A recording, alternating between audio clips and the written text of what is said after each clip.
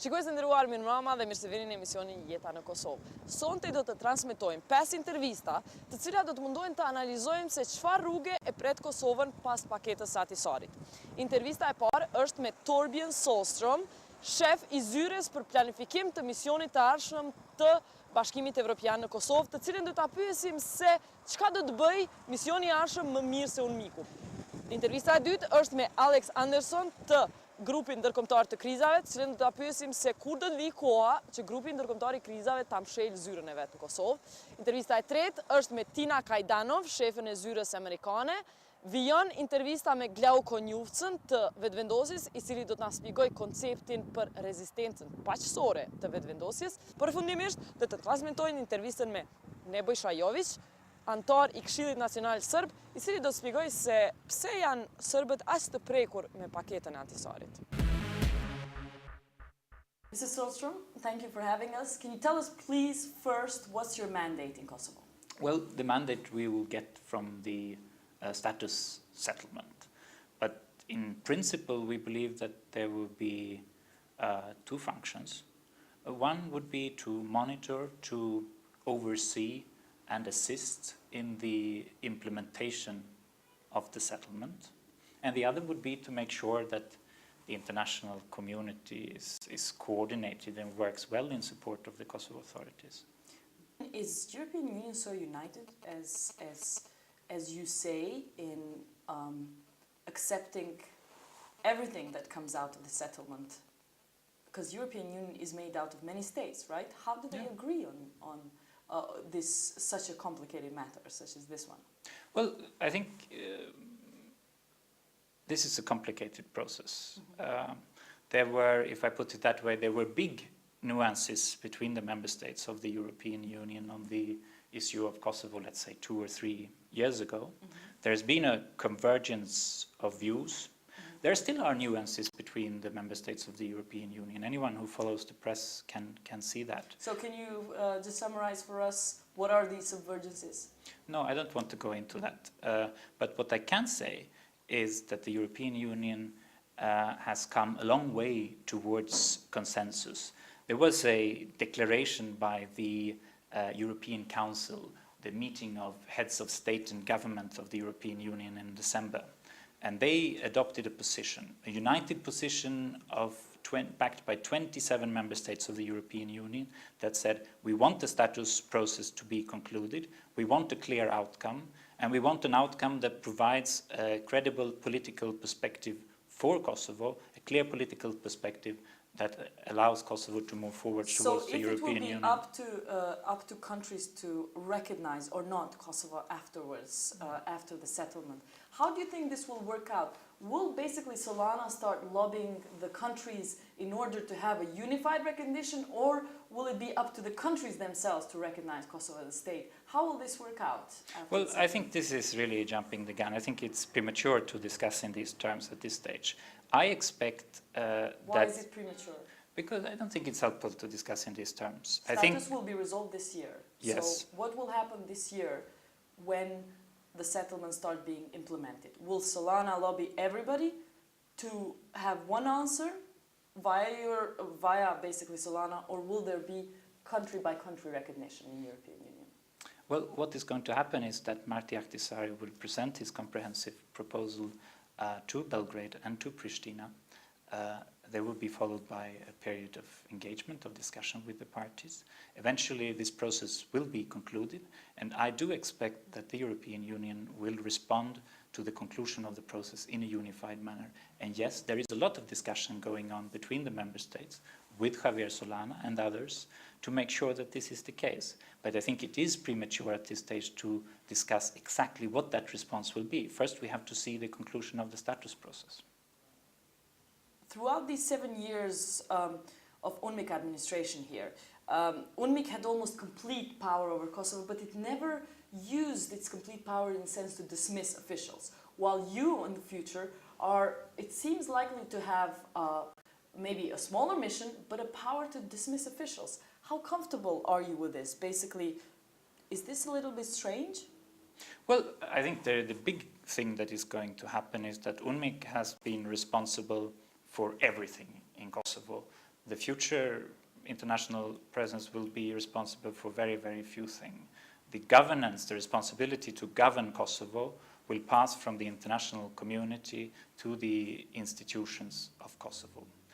And yes, I think there will be certain competencies, certain possible powers for the international community to intervene if things go wrong in selected areas, key areas of the status settlement and the area of rule of law. Areas, for example? Well, we all know what the key areas of the status settlement are. These are the areas that's been discussed in Vienna. It's decentralization, it's protection of religious heritage, minority rights.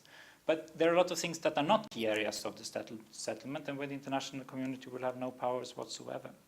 But just to make one point. If the Prime Minister, for example, is responsible for implementing decentralization or not, will you have the power, theoretically, to dismiss even a Prime Minister?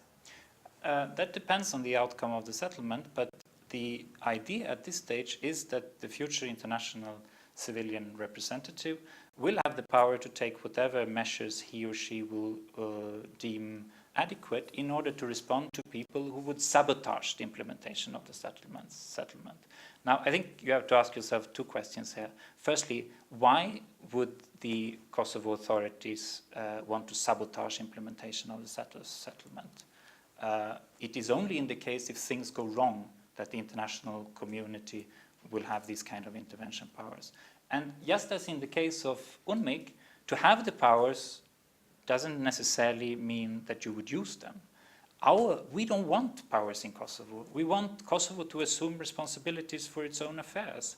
We just need to provide certain guarantees in case things would go wrong. And this is the fundamental difference. Okay, let's talk about guarantees and basically why could someone sabotage that particular process? In particular, for example, the concessions Albania made on decentralization are based on guarantees that Kosovo, from international community, that Kosovo will become independent and there will be no partition. So are you ready to put up your side of the pressure in order for there not to be a de facto partition, that the North doesn't secede to Serbia, in order for Albanians to actually deliver on decentralization? Well, the whole point is, of course, that the status settlement will be implemented in all of Kosovo. The international community will be engaged to ensure implementation of the settlement in all its aspects. That means creation of new municipalities in the southern part of Kosovo, but it also means respect of the settlement provisions when it comes to the north of Kosovo. Obviously, the role, the powers, the engagement of the international community will be across the board. You know very well yourself, you've been here enough to know how difficult the situation is in the north. So what are your plans for the north of Kosovo, basically to succeed more than UNMIK did?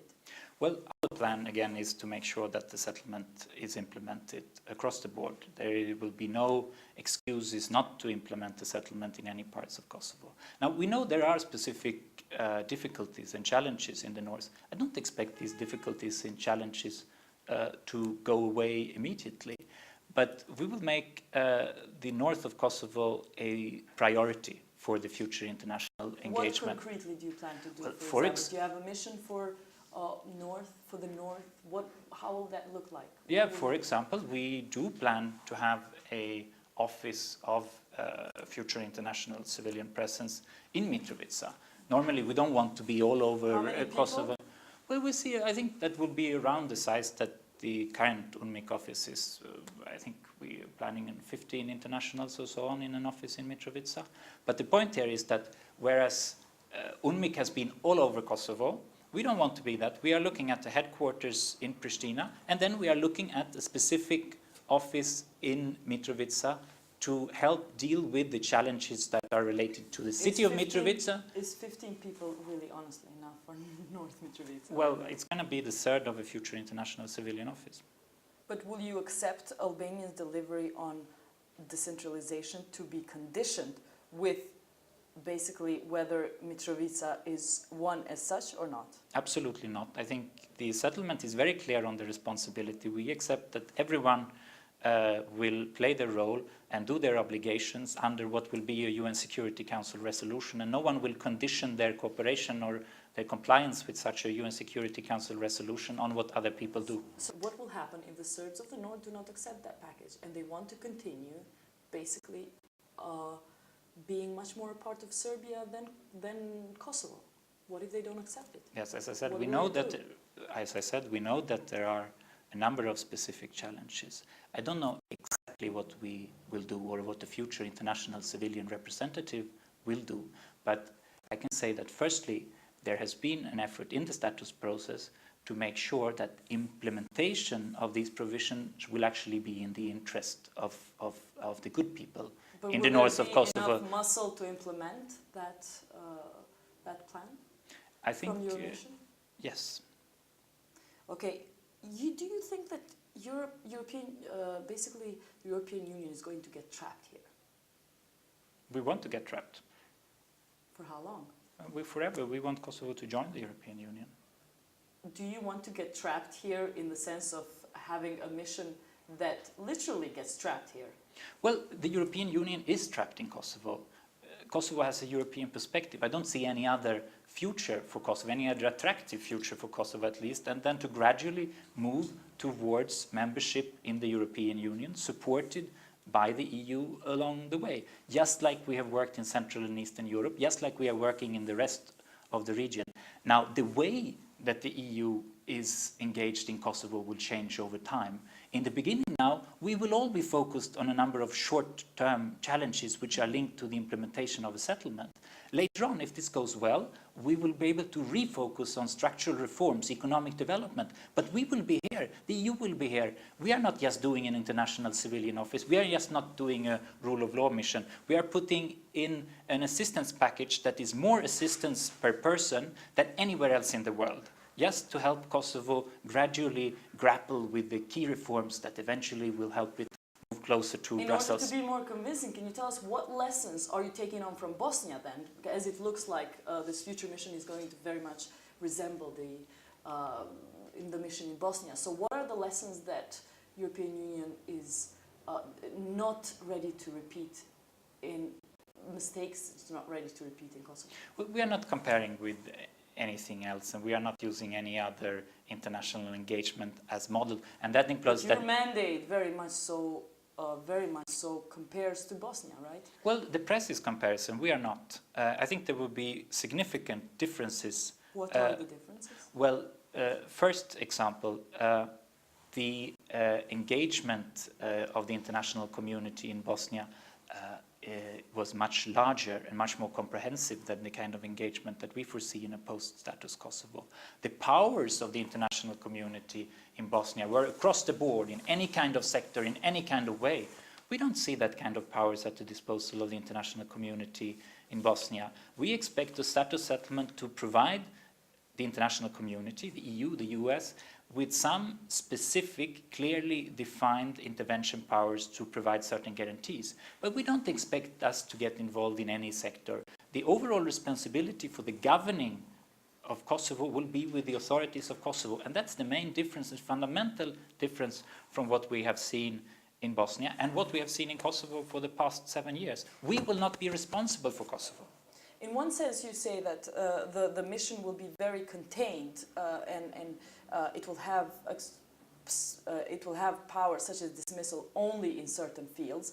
But on the other hand, you say that you want to help Kosovo. You're here for a long time. Future of Kosovo is in European Union. But what are you actually going to do about other things that are a priority of Kosovo, apart from decentralization? I mean, is there a plan how to develop Kosovo in terms of energy, education, economy, or are you going to engage as seriously in other non-inter-ethnic issues? Yeah, we are engaged in these issues, and we've been more engaged on the other side of status resolution. I mean, the solution, of course, is not intervention powers. If I say, yeah, we will have an engagement, we will have some intervention powers in specific fields, I mean, we are not the solution. The solution is the authorities of Kosovo, and the authorities of Kosovo will have to assume the responsibility for economy, for education, for all these things that are important for long-term development. But we will help. We will help. We are putting a lot of money into this. We are providing the experts. As I said, it's an assistance package, 190 million euros for the next 3 years from the European Commission has just been decided. These money will go exactly into the areas that you quoted: economy, education, key things for long-term development of Kosovo. But yes, at the same time, we have to solve the short-term political priorities. Yes, but your boss, Mr. Solana, in our program has as well said that they've put a lot of money in Kosovo already. Per meter square, he said, in Kosovo there's been more money put than anywhere else in the world. Yeah, it's true. And yet that hasn't changed. How do you think this 190 million euros from European Union is going to be managed differently, that we're going to see any progress? Because But money has not been lacking. Yeah, and it's not us who will fix the problem. We will only be able to help. We will only be able to help on the margins. But the message that we are trying to put across, that the fundamental thing that is going to happen is that the responsibility will be with Kosovo and its elected leaders. This is the big thing. UNMIK was responsible. International community had the responsibility for Kosovo. On the other side of the Security Council resolution, the responsibility will be with the elected institutions. And it's time for them to assume the responsibility for these sectors. We will help, but we are not going to fix it. We can't. But you are going to put pressure on delivery on inter-ethnic things, which are going to take anyway a lot of energy of very fragile democracy. When are we going to see you put pressure on deliverance actually on other issues that majority of population cares about? We will put pressure on all these things. I think the European... That's not part of your mandate, is it? The European Union will revise its so-called partnership with Kosovo after a status resolution. The partnership is the list of reform priorities that we see that will allow Kosovo to progress, allow Kosovo to eventually move towards European integration. And that revised partnership will include two components. One component will be implementation of a status settlement. Another component will be the necessary structural reforms, economy, education, all these things. Which is going to be your priority? Both. Mixed priority was always both, but we know that in economy not a lot of things develop. So how are we going to see anything different in the EU mission in the next 2 years? We will certainly argue the case for doing both things. Kosovo needs to do both things. But again, fundamentally, it's not us. It's not us who will do it. The responsibility on the other side of a settlement is on the institutions of Kosovo. And I've been a little bit surprised over the past months. There's been a lot of discussion about the future engagement of the international community. We are discussing it here also, and it's a fair discussion, and we are very open about what we are doing. But ultimately, the big question is, what is the preparation of the Kosovo authorities? What is the readiness to... What preparation do you expect? What would you like to see? What a lot. I want to see a flurry of activity, because the responsibility will be... Such as, concretely? Well, we need preparations for a constitution. We need preparations for hundreds of pieces of legislation. We need preparation for establishment of new municipalities and new ministries. We need budgetary preparations for 2007, 2008, 2009. We need finalization of structural plans. We need preparations for a donor conference that we are going to organize on the other side of a Security Council resolution. A lot of this is moving forward, but we still have room for a lot more. Kosovo will manage its own affairs. Kosovo is responsible. We will help, but ultimately the responsibility is... Have you explained this to the Kosovo leaders? This is what you need? Yes. And you have not had a delivery of work, basically. Look, I think the work is taking place. It's slowly taking place. But in the next months, up until a Security Council resolution and beyond, we need much more. This is the most important thing in Kosovo today. In one conference in Pristina here, you used a metaphor about your future mission, that it's how is it going to differ from UNMIK, in a sense that UNMIK before owned the Kosovo football club, you said. Now the EU is going to be actually just the coach of this club. Are you still, even after seeing, after hearing a little bit of what the Ahtisarit package is about, do you still believe you will only be the coach? Well, I think I knew what the Ahtisarit package would be about even when I coined this metaphor, and I still think it is the best description of the change that will take place. But you will also be the referee.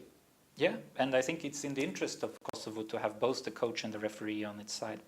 Who decides what is in the interest of Kosovo? You? No, but our experience is that the European Union and the role that we have been playing in countless countries that have tried to join the EU all of these countries have appreciated the assistance and the advice they have got from the EU, and I don't think any country has regretted that they embarked on this process.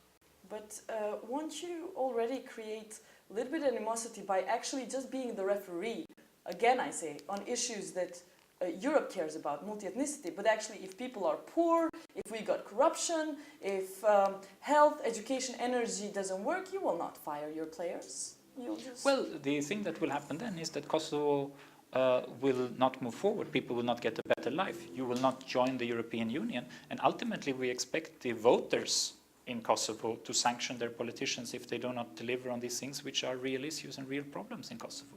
Kosovo needs to work on both fronts. You need to implement the status settlement, because implementation of the status settlement will give you credibility international, and it will give you political stability in Kosovo so that you can focus on the real long-term challenges for this place. What is your exit strategy from this mission? But again, the EU doesn't have an exit strategy. We have an entry strategy for Kosovo into the European Union. Why not? Because we want to be here as long as you are still working on the steps towards getting into the EU. But the nature of the European Union involvement in Kosovo will change over time. As I said, initially, we will put quite a lot of resources in helping you address these short-term priorities and providing the international guarantees together with the US and our partners. But gradually, our assistance will be more linked to longer-term priorities and adjustment to EU standards. Let's talk about the immediate mission and be clear about it. How long is this mission going to be? It's in the hands of the Kosovo authorities. When the status settlement is implemented, there is no need for this kind of arrangements anymore. So you are not sure that this future mission that you are now planning for is going to last for 3 years and no more? There is no way we can say that. It all depends on the pace of implementation of the status settlement. When there is no need for this, we will not be here anymore. We don't want to do this. We do it because we have to. But if the status settlement is implemented, there is no need for an international civilian office. If the Kosovo police and judiciary are ready to take on the full responsibility for any kind of issues and are trusted by the population of Kosovo, there is no need for international engagement there. So the real issue is, when is Kosovo ready? So if Kosovo is not ready in 3 years, you will stick on? Most likely. That will be a decision to be taken then, but most likely, yes. And if majority of the population wants you out? Well, I think the real question is the UN Security Council resolution here, which will give a task and a mandate to the EU, the US and our partners, and we will have to be here to provide the guarantees up until there is no need for such guarantees anymore. Can you tell me a little bit of how much delay in status definition do you need in order to be able to assemble the personnel and the budget for this? We don't need any delay at all. We are not going to slow down this process. We are here, we are preparing. I have a team around me that are making sure that we are ready as soon as everyone else is ready. Do you have the budget for immediate deployment of your future mission? Part of it, yes. Part of it will get very quickly. We are not going to slow down the process. We have constantly been arguing for a short transition period between a UN Security Council resolution, the disengagement of UNMIK, and the full assumption of responsibilities by the Kosovo institution. So how short is that going to be? Well, we will be ready in 2-3 months. It's not going to depend on us. We will be ready as soon as we have to. How much basically financial help is Kosovo is going to get to impose the decentralization part of the settlement? Or are we going to be on our own in terms of Kosovo has financial help today, a lot of it. I mean, the EU is providing a lot of assistance. At the moment, we have a budgetary assistance of 50 million euros that is pumping in money into the consolidated budget. We'll continue to do this. We even will try to do more. I said there will be a donors conference after a Security Council resolution. We are trying to find some extra money. We'll try to find some extra money with our partners as well to help you address some short-term priorities linked to the implementation of the settlement. And some of it may go to decentralization. But let me tell you, I don't think that decentralization is the most expensive part of status implementation. I think it's going to be more expensive to expand ministries, maybe create new ministries that you can do. Maybe it will be more expensive to create new security structures as mandated by the settlement. I don't think that creating new municipalities will be the most costly aspect of the settlement. And Kosovo will have to engage in a very serious exercise of prioritization. There are certain things that has to be done. There are certain things that Kosovo will want to do. And you will get some help, but I don't think the money will be enough to do everything. So what will be the priority in terms of state building, you think, for Kosovo? Well, that will be, there are certain things that you have to do. You have to implement settlement. But apart from this, it will be the normal political... Is the settlement more important, or is actually having electricity 24 hours a day more important? I don't think you put the one next to the other. You can do both. But well, you talked about priorities. You need to invest in priorities. Yeah, but that's the normal... And therefore you have to choose. But I'm telling you that decentralization is not going to be the big cost around here. There are other aspects of the settlement that will cost more, where some serious thinking has to go in from the government and where the government is going to find money to do it. Basically, are we going to have, again, the responsibility being pushed from the locals to international, like we have seen doing in the last 7 years? Is responsibility going to be clear-cut, or are we still going to have throwing of the ball from one end to another for things that fail in Kosovo? Well, I don't know who is going to throw the ball. We are certainly not going to hold the ball. For me, it is clear that what is envisaged in terms of the international engagement is limited. There will be some guarantees if in the case things go wrong, but the international community would no longer have the responsibility to govern Kosovo. The responsibility and the accountability will be with the elected representatives of Kosovo. And it's very clear. I hope they will not try to throw the ball, but if they throw the ball, we are not going to pick it up. But just imagine, if you have a mission in the north, and the north continues to be what it is today, will you take responsibility? As simple as that. I think in the north there is a special situation. The international community will have to perform a special role. But we, of course, hope that eventually... If it goes wrong, you won't take the responsibility. If it goes wrong in the north, the international community will partly be responsible. Partly? Yes. Are we going to have, so we're not going to have a clear-cut line again? Well, I said the situation in the north is special, but the point to be made really is about everything which is not the north of Kosovo, and that Kosovo should, maybe to paraphrase someone much more famous than me, stop asking so much what the international community is doing to it or for it, and start asking what Kosovo will do for itself. Then finally, what would you expect Kosovo Albanians to do in order for your mission not to last an hour more than 3 years? What this particular future mission we're talking about, what will Albanians have to do that your mission does not last more than 3 years? Now, prepare properly for implementation of the settlement, engage seriously in fighting problems in terms of rule of law. After the UN Security Council resolution, rapidly implement the settlement, start with the constitution and the key laws for decentralization. Make sure that laws are implemented and respected. Make sure that you follow the timelines in the settlement. Make sure that you develop the ministries of Interior and Justice, the police service, and that you improve the judiciary. Then you're on a good track.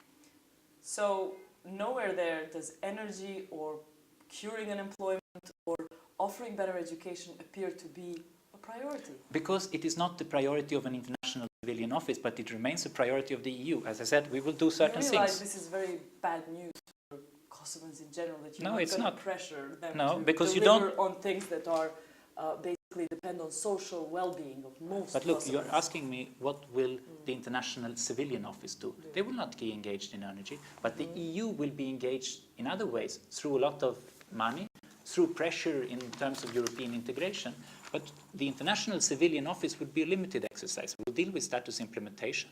We will have an EU mission in the rule of law. We'll deal with rule of law. And then we will engage very much as the European Union, through the European Commission, bilaterally, with money, with expertise, to help you on energy. And we're going to pressure you on that also. But if you ask what the international civilian office will do and how Kosovo can get rid of it, then you have my answer. How long are you personally planning to stay in Kosovo? How are you planning your personal life for how long to be in Kosovo for, judging from the current situation? My own plan is to stay until there is a UN Security Council resolution, and a little bit longer. Mm-hmm. Okay, thank you very much. Thank you. So, Mr. Anderson, you represent International Crisis Group in Kosovo. When are you going to close down your office? Well, actually a good question. Maybe this should become a national goal for Kosovo, getting rid of the International Crisis Group. I mean, it's not a good thing to have on your high street branches of the International Crisis Group. You're much better off with Tesco, IKEA, Mango, maybe Starbucks. So it's a worthy goal. But to put it in context, maybe 4 years ago, we had offices in Bosnia, Serbia, Macedonia, Montenegro, and here. We're now reduced to having a full field office in Kosovo alone and a roving researcher who works out of Belgrade. So this is actually good news for the Balkans. Maybe it shows that Kosovo is the last one in the line. But I think there's hope that maybe in a few short years ahead, if things go well, and to a large extent it depends on Kosovo people themselves, then we can go. Does this mean that you consider it right now, you consider Kosovo a crisis zone? Well, yes. The issue of Kosovo is not yet resolved. Kosovo actually has several problems. I mean, the most immediate in-your-face problem as far as the international community is concerned is the Albanian-Serb divide, the dispute between Pristina and Belgrade. And to a large extent, the Ahtisarit package attempts to address that. To a much lesser degree, the Ahtisarit package addresses maybe a deeper-seated problem that Kosovo has. It has a great demand for statehood, maybe very limited capacity to actually sustain the institutions of an independent state. It has a large young population, which maybe in other circumstances, and hopefully in the future can be seen by the outside world as a resource. So by researchers like yourself, is that considered a recipe for crisis, all these factors that you've mentioned? Well, if you consider that Kosovo historically has been underdeveloped, we have very little industry here, we have maybe a rate of unemployment of around 40%, much higher for the very large amounts of young people we have in Kosovo. Then we have a European Union that in its visa politics is becoming more restrictive. If we have a young population here that is very badly let down by a very poor education system to the extent that is not able to produce cadres that would both maybe both help generate economic growth, sustain institutions of a state, and ultimately even be eligible to work in labour markets abroad. I mean, those are all a problem. And I think this is something which could become a further problem for Kosovo in the years ahead, as we might have a certain bottling up of the young population of Kosovo inside if the European Union's visa regime does not liberalise. Your organization normally provides scenarios about what is likely to happen. What are all the scenarios? Give us all the scenarios of what is likely to happen to Kosovo in the next year to come. On the one hand, it's tempting to play the role of Cassandra and to look at what is the worst that could happen. For instance, some sort of outright rebellion in the north backed by Belgrade, Albanians giving into provocation and some sort of major breakdown. But I think there are good grounds to hope that, first of all, Albanians have understood that the international community is now uniting behind the Kosovo agenda, the agenda of Kosovan independence. Therefore, the best way to behave going into the next few months and into the future generally is just basically to calm down and to invest efforts in creating good governance, in actually making society work. And then, if we look at how things are developing in Serbia, that's also important. Now, of course, on the surface, we see, especially if we look at Prime Minister Konjufca, a very hard line against Kosovo independence. Him actually basing part of his electoral platform on that, basing the idea of coalition talks in Serbia on resisting the idea of Kosovan independence. But look under the surface, look what's happening. It's becoming much more difficult for Serbian politicians to mobilize their population on the Kosovo issue. Konjufca did this in the campaign. He did not get a very good vote. His vote was far down. The DS of Tadic, their vote is up. We had a breakthrough of a party in Kosovo, the Liberal Democrat Party and its alliance partners. Are you noticing that Serbian public is giving up the idea of Kosovo being a part of Serbia? Have you noticed, have you seen any signs that the public in Serbia is giving up the idea that Kosovo is a part of Serbia? I think there are shifts. The fact that we had the Liberal Democratic Party enter parliament in Serbia on a specific platform that they will give away Kosovo, that they will sign up to Kosovo independence. This is really going to change the terms of debate in Serbia. We have a greater number of voters voting for parties for whom the whole issue of modernizing, integrating into Europe, getting ahead into the European Union is actually a little bit more important than the Kosovo issue. There were voices that were predicting that Albanians were going to freak out because the word independence was not mentioned in the Ahtisarit plan. Were you disappointed that there was no crisis? I'm delighted that there's no crisis. I actually see quite a major sea change consolidating even over the last weekend. I see people quietly celebrating. Forecasts from some international analysts that Albanians wouldn't understand this package if it doesn't say independence all over it. They'll freak out, they'll riot. Didn't come true. I think everyone does understand. And I think this actually marks quite an opportunity for Albanians, because if we look back over the 1990s, Kosovo Albanians actually showed immense capacity for patience, for pragmatism, in the way that for most of the 1990s, the resistance to Milosevic and to Serbia was at a level that did not bring disaster down on Kosovo's head. So why was that possible now and it was not possible after the war then? What do you think? Why? Yeah. Well, let's also get that in context. What we see now, I think, is Albanians having the possibility to understand that they are not the kind of the wild barbarians that some have assumed from the evidence given in the March 2004 riots. I think this offers an opportunity for Albanians to reevaluate themselves. And I think over the next few years, now that we have the real prospect of independence, and Albanians are understanding that the international community is becoming united behind their own aspiration, this gives an opportunity for maybe some sort of new politics. It gives the opportunity for Kosovo Albanian society to maybe renew things that have not been renewed over the last 7 or 8 years. We've seen a gradual slide into a kind of cynicism, a despair with the quality of Kosovo's political parties over the last 7 or 8 years. We also saw, I think, at the beginning of the UNMIK period, a time when the international community, UNMIK, KFOR, did not exert enough authority and allowed perhaps some of the rougher guys in your society to rise to the top. We saw really quite a nasty situation over the latter months of 1999, and I think people reacted to that in how they voted for the LDK in the following elections. Now, political parties here have not really had a chance to mature, have not given themselves a chance to mature. We see a political class that is the same politicians in many regards who were there in the late 1990s. Perhaps the limbo of the last 7 or 8 years has extended their political lives artificially. Now we're going to face a situation where Kosovo is really going to have to start standing on its own 2 feet. There's going to have to be much more of a sense of political responsibility.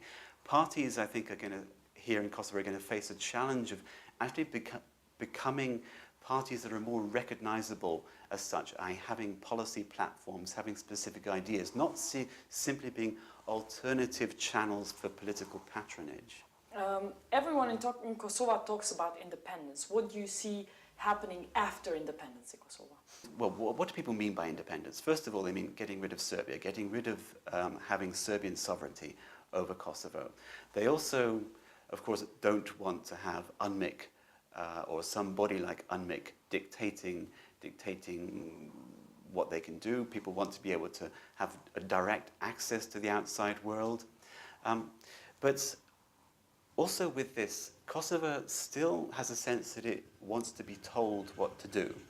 Now, there's nothing terribly wrong about this. If we look at some of the other Eastern European countries that have gone through the European Union accession process, maybe most recently Romania and Bulgaria, nobody doubts the independence of Romania or Bulgaria, but they still had a certain sense that they wanted the European Union to tell them what to do in how to develop their societies, how to develop their administrations, how to develop in a way that's going to allow the creation of wealth and a more developed society. So Kosovo is going to be a rather dependent sort of independent place. In one of your reports, Collapsing Kosovo, you talk about how traumatized Albanian society is. What is the cause of this trauma, and how do we overcome it, and are we overcoming it? Kosovo, of course, has not had a very lucky 20th century. We can talk about some other centuries, but maybe let's stick with the 20th century.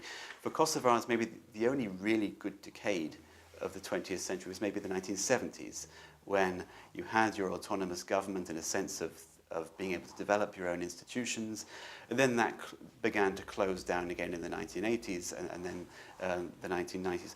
Of course, Kosovo has been through a lot. However, I do think that there's an over-tendency amongst Kosovo Albanians to cultivate this kind of emotion, to cultivate a kind of self-comforting self-image, maybe, and not maybe to look so much to the outside world and to try to find Kosovo's place in the outside world and take a pragmatic look at what Kosovo needs to do to be able to compete in the world, to be able to find its place in Europe. With what exactly? Do you imagine that Kosovo can find its place in Europe? I mean, what do you see, having been here for a few years? What is its capacity? Well, the biggest capacity, theoretically, is the vast amount of young people. But they need to be served by a really big step change improvement in education. Not only the education system itself, but the whole atmosphere of society. For instance, I don't see, look at schools, I don't see enough extracurricular activities. When I look at the university, when I compare with Western universities, you don't see this buzz of activity, of clubs, associations, visiting lecturers, etc., that you'd see in the West. Kosovo needs to really develop itself as a society. Are we going to just basically be the new experiment to a new mission again? Depends on you. If Kosovo demonstrates that it's not able to govern itself, you'll see the international mission expanding. You'll see a review in a year or two's time that would maybe increase its powers. If, however, you regard the international... Can they govern us? The fact that they will expand, does it mean that an international mission can govern Kosovo if Kosovo can't govern themselves? In theory, but they don't want to. What the internationals want is for Kosovo to step up and actually do the administrative work itself. Too often, when it actually comes down to the detail, rather than the rhetoric of independence, you find Kosovo institutions, Kosovo government, allowing the internationals to do it. For example, take a look at the incoming international police mission. There had been a hope, among the internationals that, as they plan this thing together with the Kosovo Police Service, with other local officials, that these would actually take much more initiative in saying, okay, we can do this, you can do that, you can gradually phase out. But when it actually comes to it, there's a certain degree of passivity, a certain degree of, oh well, let the internationals decide this.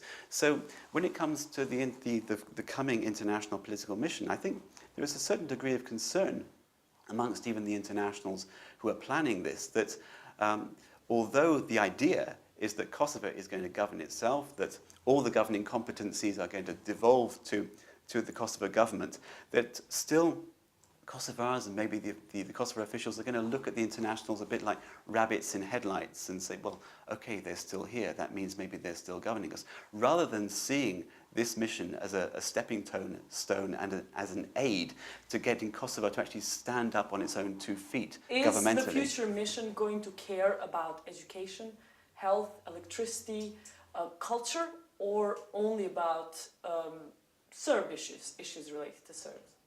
No, you've got to care about them. Now, this is actually very important. Look at what were the first competencies to be handed over to the Kosovo government: education, healthcare? Where are we with those? What are the Kosovo government's own priorities? Why is it spending so much money on its own representation, on its dinners, its fancy cars, etc.? Why isn't it putting more into education, more into healthcare?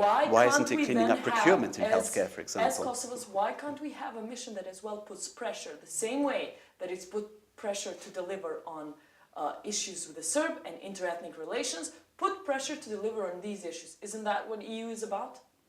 It's about what you should be about as a society. I mean, Kosovo, if Kosovo wants to become independent, Kosovo's actually got to care about these things itself. Kosovo society nothing happens has in got Kosovo to... society unless internationals put a pressure. That's as well how people in the street feel like.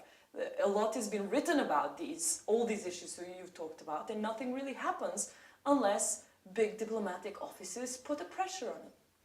Well, that's a rather pathetic diagnosis for someone from a place that actually wants to become independent. Kosovo's society has got to develop the mechanisms within itself, with the resources within itself, to hold its own government accountable for what it does. Ultimately, the internationals can do so much, but does Kosovo want to be on a drip feed of internationals, having to rely on internationals to get anything moving here? I'm sure people don't want that. I'm sure people want to be able to get their government to be a government they can be proud of. It is actually a matter of concern. If you look at recent opinion polls, how the rating of the government has fallen over the last few months. We see opinion polls giving the government and the assembly acceptance rate or approval ratings of under 30%. That's alarming. Okay, how does society in Serbia differ from society in Kosovo? Maybe in the rural places, maybe not as much as Serbia would like to pretend, for example, but see the contrast between Belgrade and Pristina. Belgrade, full of theatres, bookshops, cinemas, etc., then compare with Pristina. Pristina, unfortunately, is starting from a far lower level of development. We have less literature in translation, we have less interest in, maybe a less interest in the outside world than Serbia has. Kosovo also basically is a much poorer place than Serbia. If we look at the particular history of Albanians, there's a certain degree to which Albanians have been hermetic. It's been partly a kind of self-protection mechanism, but it also serves to slightly cut Albanians off from the world. Let's talk about relations with Serbs then. What if Serbs will be simply will not accept a future Kosovo state and will try to avoid it and avoid dealing with it as much as possible? And Ahtisarit package does offer that opportunity. So what then? How can you punish Albanians for not delivering if the other side doesn't want to dance? Ultimately, a lot is going to depend on Belgrade. We can't really escape that. The Ahtisarit package is, to a certain degree, a gamble, and you cannot plot a future course for Kosovo without, to a degree, gambling. It's a gamble on Serbia ultimately, in a year, 2, 3, 4, 5, understanding that it has to fall into line with what the 27 existing members of the European Union want. Concretely, and it has to... do you imagine that Serbia will, in a few years' time, be tired of financing Kosovo Serbs? Do you imagine that time coming? It will, I think, as Serbia tries to move further towards European Union accession, have to pay an ever higher political price for resisting integration of Serbs into Kosovo institutions. But Kosovo Serbs, it's a very fragmented community. Let's look south of the Ibar, where 2/3 of the remaining Kosovo Serbs live. Quietly, we see these enclaves gradually integrating, at least economically, with the rest of Kosovo. They buy things from Albanians, Albanians buy things from them. Of course, nearly all Serbs in Kosovo do not recognize Pristina as the seat of their government. They see Belgrade as the seat of their government. So ultimately, for some final political loyalty to come to Pristina from Kosovo Serbs, we are going to have to see something of a turnaround from Belgrade. And of course, the north is an issue by itself to a certain degree. It's going to be a long, difficult road integrating the north into Kosovo, or finding an accommodation between the north and Pristina. So if it is going to be a long, difficult road, why should Albanians be expected to deliver fast and decentralization if the international community didn't or can't immediately or in a near future deliver on the north? Because this is your problem.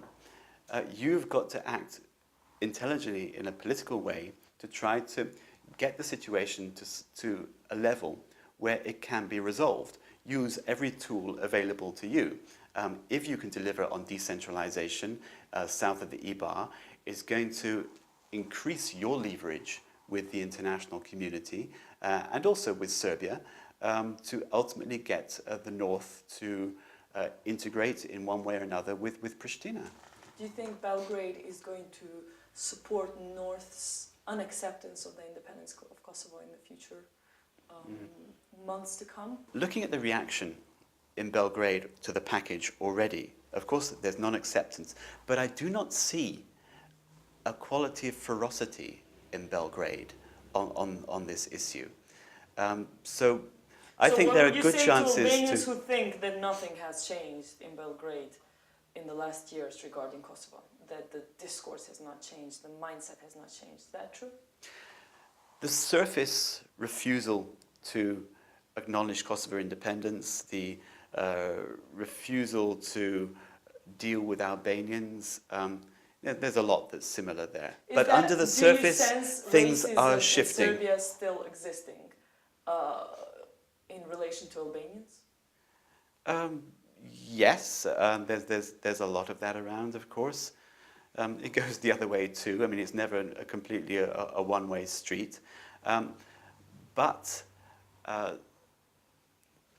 things are shifting under the surface, as I said, and shifting in the right direction. It's going to come to a point, maybe over the next year or two or three, when the surface political rhetoric is actually going to be affected by those changes. You've been to Russia, you've been to Georgia. How serious is Russia about sabotaging this process? Or what other factors in relation to Russia with the Western governments affect Kosovo too in the world politics scene? Russia at the moment is trying to recoup in a hurry influence that it feels it lost in the 1990s. So we see on a range of different diplomatic fronts, it is trying to flex its muscles. It's trying to show the rest of the world that Russia is important, that you can't just go and decide this without reckoning with us. So to a certain degree, simply keeping the rest of the world guessing, extending the process, delaying it a little, this is part of the Russian approach. Russia ultimately does not really care so much about Kosovo. Its positions are not really dictated by some minute examination of the Kosovo issue. Yes, but will it care enough to make a fuss about using its vote? Yes, of course it's going to use, it sees its vote as a tool, it sees its vote as something for which it can extract some kind of price. But there are limits to this Russian hardline. Now, if we looked at Blitz newspaper in Serbia yesterday, we saw that the Russians have quietly warned Belgrade that they cannot accept or use the idea of Russia using a veto in the Security Council as a blank check to delay forever, to spend ages forming a government and then saying we're still not ready, then perhaps we need to have some other elections too, and then forever not being ready to engage with this process and not accepting.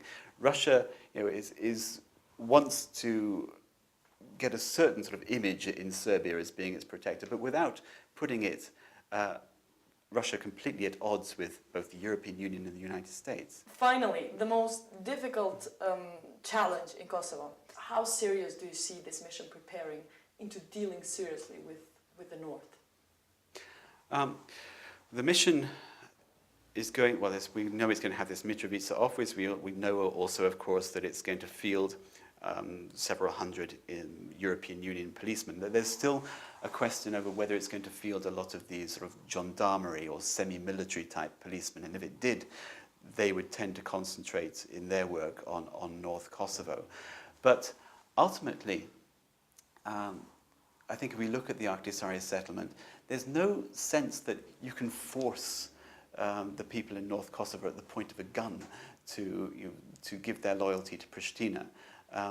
That can't happen. Finally, Vetëvendosja has announced protests for the 10th. What does your analysis say about what is the support for such groups who are not happy with Ahtisarit's package in the field? What does your research in the field tell you about the support of groups who are resisting this future Ahtisarit package? Well, the atmosphere has changed, I think, in a very good way. Even over the last week, there's a palpable sense of relief, of a slackening of tension. So what do people Kosovo. tell you about Vetëvendosja and such protesters? What do people talk to you about? Well, of course, they have their supporters, but most people are actually rather upset by having images of tear gas and stone throwing back on their TV again, done by just a few thousand malcontents. I've even had people ask me, well, what can we do to stop Albin? What can people who don't want this kind of chaos in our streets do to actually register our voice? I mean, do we go and build some sort of protective human shield around Anmik or what? I mean, I think Vetëvendosja has got very few arguments left for most Kosovo people. I've seen in the propaganda that they've put out for this demonstration, even misrepresenting the Ahtisarit package. How did they misrepresent that? Well, for example, I saw a poster saying, what sort of independence is this if the Ahtisarit package does not give us an army? The Ahtisarit package does give Kosovo an army. If the Ahtisarit package doesn't give us a seat in the UN, and that is a misunderstanding of the whole basis, the Ahtisarit package does not actually says that Kosovo can join international organizations. A seat in the UN depends on a vote in the General Assembly amongst the rest of the UN membership, and there's nothing in the Ahtisarit package to stop that. In fact, the Ahtisarit package provides a route through to achieve that. But they do have a point on one thing, that the Kosovo Serb municipalities will have a direct link with Serbia, and this will likely discourage basically integration, right? If they can rely on health, education, money coming from Serbia, why would Serb municipalities at all, new Serb municipalities, integrate into Kosovo? Well, first of all, this is a bit paranoid. Look at these enclaves. I mean, they are not fortresses. They are not, they're not, sources. They don't have masses of Serb tanks in them. These are small places with communities that are anxious about the future, that need to be stabilized in some way or another. Now, on the one hand, Albin and Vetëvendosja have put such emphasis on saying no to concessions like decentralization, to protection zones around Serbian churches, etc. But there comes a point when this just gets a bit vicious, when what Vetëvendosja is doing is actually seems to be attacking rather anxious, rather vulnerable communities. I mean, I've had people tell me that links between Serbian villages and neighboring Albanian areas in some places have been damaged by Vetëvendosja activities, and I think that's highly regrettable. But the link that Vetëvendosja makes actually between the north, the fact that the Albanians in the north are not given their freedom of movement or return as much as the focus is on new municipalities. Shouldn't this be a tit for tat? Shouldn't something be done for Albanians too in the north in order for a situation to improve south of Ibarid? Well, create the tit for tat yourself in a constructive way. Implement decentralization in a constructive way. Show goodwill, and then you've set yourself up in a way that both the international community, the European Union, and ultimately Serbia are going to have to recognize, okay, these are people we have to reckon with, these are people we have to deal with. Thank you. Thank you.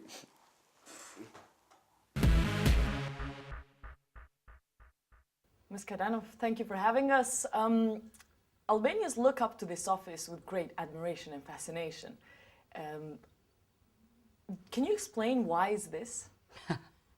Well, it's an interesting question. Let me say a few things. First of all, I think we know that we have we enjoy a lot of respect among not just, I hope, the Albanian population here in Kosovo, but other communities as well. We're very grateful for that. That shows a degree of trust in the United States that I think is very touching in some ways. And we're not only grateful for it, but we strive to do good things for Kosovo, so I hope that we have earned that trust, and we'll continue to do that.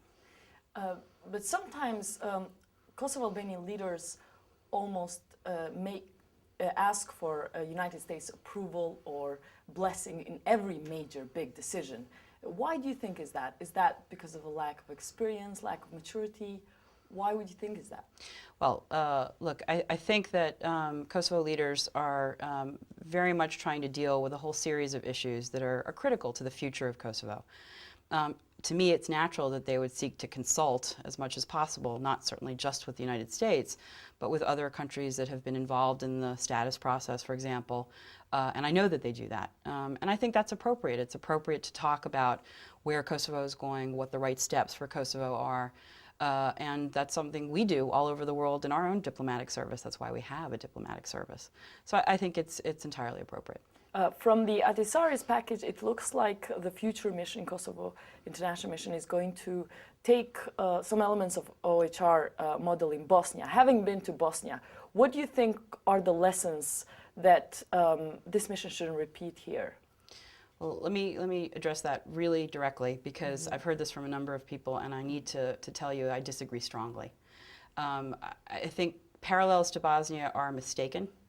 I think that the Ahtisarit document should be read on its own merits, because Kosovo is its own situation and is not like Bosnia in many ways. And Ahtisarit did not consider Bosnia when he was crafting his settlement. But will the EU think of Bosnia when it comes here? No, I think if you look at the document carefully, and if people will read it, and by the way, I hope that they will, what they will see is that the international civilian presence that's contemplated for after the settlement is being implemented, or while the settlement is being implemented, is specifically for that purpose. It's to implement the settlement. It is not the follow-on mission that will come after UNMIK is not to do the same thing that UNMIK did. It's a break. There would be a different purpose. The purpose would be to implement the provisions of the settlement. That is a wholly different construct than what exists in Bosnia. It's a much more limited mandate, but it's an important mandate. Why is it important? Because, again, I think the communities here will feel reassured if the international community is there to help Kosovars understand that they have responsibilities and help them carry out those responsibilities. Let's deal with the particular issue of the fact that it will be a lesser mission, but it will have more powers. It will actually have powers to dismiss officials like it does in Bosnia. Isn't it strange that we've had a mission which did not so far have that power, that used that power, and now we will have a mission which will have the right to use the power to even dismiss Prime Minister if it wants to? Again, let's focus on the issue at hand, and the issue is, what is the mandate of the international civilian presence under the Ahtisarit conception? The idea would be to simply help implement those things that the Kosovars would have agreed to implement. In other words, Kosovars themselves will accept these responsibilities, and the idea is simply to help them carry those out. There should be no need to actually do any of the things that you're talking about if Kosovars accept the responsibilities that come upon them as a result of this settlement. Okay, if you don't want to compare it to the Bosnia mission, then can you tell us what will be lessons learned for this future mission from UNMIK administration? How happy are you with how Kosovo has been administered in the last 7 years? What are weaknesses and strengths? Again, I think the UNMIK administration has, it's been a unique experience. There isn't a whole lot of other experiences worldwide that you can look at that are exactly analogous to that. UNMIK has made some very important strides here in Kosovo. It's a difficult arrangement in many ways if you think about it, because again, status question about Kosovo remains unresolved. That's not an easy issue to deal with. It hasn't been an easy issue to deal with. I think, my government thinks, that it's time to deal with that issue. We have to deal with that issue because the people of Kosovo, again, after 7 years, need to know what their future is, and Kosovars need to understand where that will take them. How much of a priority is Kosovo for the current administration in Washington? From 1 to 10. I don't think I can rate it that way, but I can tell you there's an extraordinary amount of time and attention that's paid to the Kosovo issue. Not just Kosovo itself, but obviously the region and all the various implications of Kosovo. You can imagine we have lots and lots of things on our agenda, but again, the amount of time and attention that's been focused on Kosovo, I think, should speak to people and tell them that, you know, we are concerned. We want this to end up in a good way. We want people of Kosovo to know that we're on their side, all of them, and that we hope that this can all be resolved in a very positive and beneficial way. Ahtisarit's package sets up some broad frameworks for statehood, but at the same time, it shows quite a lot of distrust for Albanians to deal with the Serb community in particular. Why do you think this is? I don't know quite why you characterize it as mistrust. I think, again, because of large provisions there are to guarantee that the rights of Serb community. Well, look, you have a situation again in Kosovo where there's been a lot of you know, bad history over the last, you can say, 10 years, 20 years. And you can characterize it for quite a while. I think the bottom line here is there needs to be a process of building trust.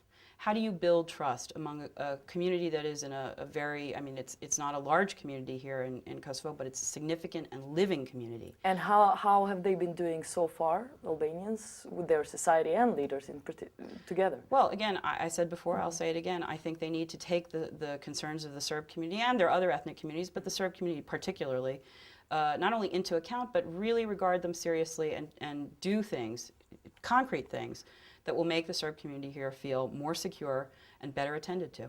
The concessions Albanians made on decentralization regarding this package were based on the fact that on guarantees on independence and guarantees that Kosovo won't be partitioned. How much energy, and I mean muscle, is there among diplomats in Kosovo to actually deliver on not letting Kosovo be de facto partitioned? Well, let me address just the initial premise of your question, which is the notion that they made concessions. I would not characterize them that way. I think they made some serious and significant offers. And those offers, again, are to show that Kosovo and its leadership is ready to guarantee rights of you know, ethnic communities here in Kosovo. That's not a concession. What that is a step towards a modern future. Because that's something that communities all through Europe and other places need to have those guarantees. So again, I would question the initial premise. On your second question, though, or the heart of your question, we have said, the contact group has said, and we mean this very clearly and very sincerely, that there can be no partition of Kosovo. But is saying enough? Well, listen, I don't know quite what else we could do. You know very well that KFOR is present in all of Kosovo. UNMIK is present in all of Kosovo. There is international presence. That international presence will continue. Kosovo is already poor and has one of the poorest budgets in Europe. How can we afford to decentralize? Well, I think this is really a common misconception. There will be costs associated with decentralization because you have new institutions that have to be established and so forth. But let me weigh that against the cost, or rather the benefit, of what this idea and what this whole concept brings to Kosovo. What Kosovo shows by implementing an agreement like this is that it has the most modern standards of governance. And by the way, again, let's remember, and again, if you read the document, you will understand that many of the provisions in the document do not apply strictly or solely to Serb majority municipalities. But the majority of the document does. Well, yes, and there's a reason for that. The reason for that is because, again, that's what concerns the international community. That's where Kosovo needs to show that it's ready to take the next step and be a mature political society and take care of its ethnic communities. It needs to demonstrate that. If it can't demonstrate that, there's really you know, no point in this whole exercise. And what I think this document does is provide some of those, you know, mechanisms to provide those guarantees. Now again, it has to be implemented. Implementation takes political goodwill, on both sides, by the way. And that's what we need both from the Kosovar side and from the Serb side. Will Kosovo people see you actually talking, or your successors in the future, talking about corruption in the same, and giving its same emphasis as relation to the Serbs, or you will care only about what happens to the Serbs. No, look, the document doesn't address all issues of governance. It can't do that. It's not a constitution. What it is a specific political document designed to address a specific issue, one of the status settlement and what will come after status. But let me address your second question, which I think is quite important, and that is, will the international community continue to be an advocate for good governance and so forth? Absolutely. We already are. That's a common theme. Rule of law is something that this mission works on all the time. We provide technical assistance. We provide all sorts of assistance. But in the end, it is not up to the international community to make Kosovo a place where rule of law prevails. It's not up to the international community to make sure that there is no corruption. It's not our responsibility. It's Kosovo's responsibility. What do Albanians have to do in order for here not to be any international mission in terms of Well, I think that's a monitoring? perfectly obvious answer to that, and that is take responsibility. If Kosovars take responsibility, whether it's through institutions on the justice side or any other side, then there's no reason for us, the international community, to take on these functions, because Kosovars can do it themselves. I think most Kosovars would agree that there's still development needed, that they need assistance, they need help, they need advice, the best practices from the European Union and elsewhere, from the United States in some cases. They need that. I don't think they'd want to see our assistance go because they want that assistance. We're here to provide it. Can you give us a timeline of how will the process go from now onwards? What will happen? When will it happen? How will the next resolution be brought up? And what are the challenges ahead? Well, I think President Ahtisarit, when he was here, I was here for his press conference, articulated pretty clearly what he hopes he can do.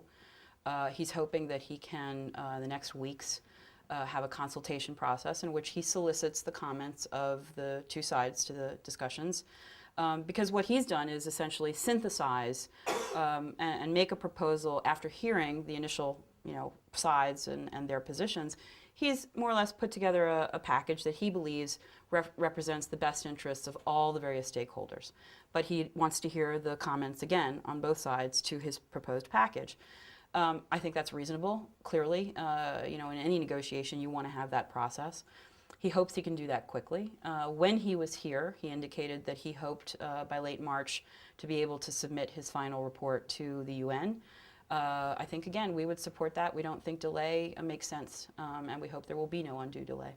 How patient will you be with Russia accepting Ahtisarit's plan in the Security Council? Basically, is Kosovo worth for the United States to get into rift with Russia? Look, the contact group, I think, has shown remarkable unity in this process.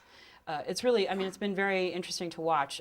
It's a group of very powerful, very engaged countries that have managed to, through a huge, long process with ups and downs, have managed to be very consistent in their support for President Ahtisarit and to express that support regularly, most recently, just a few days ago, in a statement that they put out all together, including all the countries, to support Ahtisarit and the remainder of this process. What would you say to people who feel that who are unhappy with Ahtisarit's package? Basically, they feel that there's way too many concessions, this is the word they use, and I'm using it, made to Serbs, in particular about allowing Serb municipalities, rather than any other municipalities, having direct links with Serbia. What would you say to those people? I think it's, again, really important to understand the exact provisions of the document, because a lot of what people are worried about, they've heard about third hand from someone who's told them, oh my God, this is a bad arrangement. Serbia will still have an active hand in the governance of Kosovo. Not so. What this is all about is trying to create municipal structures that have significant authorities. And by the way, again, that is not limited simply to Serb municipalities, but it applies to them. And in some instances, they have special responsibilities or special abilities in terms of keeping contacts with But the Serbia. document does not say that the Turkish minority can deal with Turkey directly. It particularly said Serb minority can deal with Serbia. But it doesn't say that they can't. Look, what the document sets up is a mechanism. It's a mechanism for ties in the cultural realm, in the health realm, in the education realm, the kinds of things that, it's easy to imagine Serbs here in Kosovo would feel better about if they had direct institutional contacts with their colleagues in Serbia. So what would you say to those people that say that if such links with Serbia exist on health, education, and municipalities are allowed to take donations from Serbia, why on earth would they need to integrate in Kosovo society? Doesn't this discourage them to integrate? Look, again, I think, you know, there's a lot of discussion on both sides. I did a radio talk show yesterday on, in a Serb community, and I got similar questions. They talked about it as ghettoization.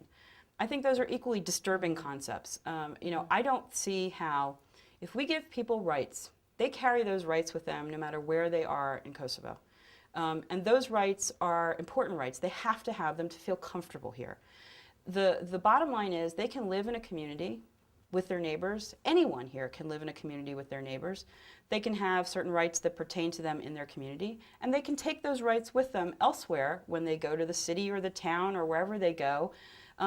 It matters not where they are physically, and it doesn't really even matter what their ethnic group is. It should be the case that everybody feels comfortable in Kosovo.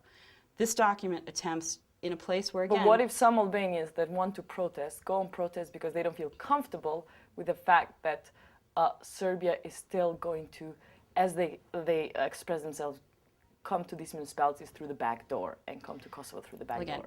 Everybody is entitled to express their own opinions as long as they do it peacefully and as long as they do it within democratic means. But I hope, again, that people will understand what is the document really provides for. It only provides for assistance. Assistance is the kind of thing I provide every day to municipalities all over Kosovo. Nobody complains about that. Why would they complain if Serbia decides that it wants to offer assistance in certain technical fields to areas where it's an ethnic Serb majority? That should be common sense. And that's what that document provides for.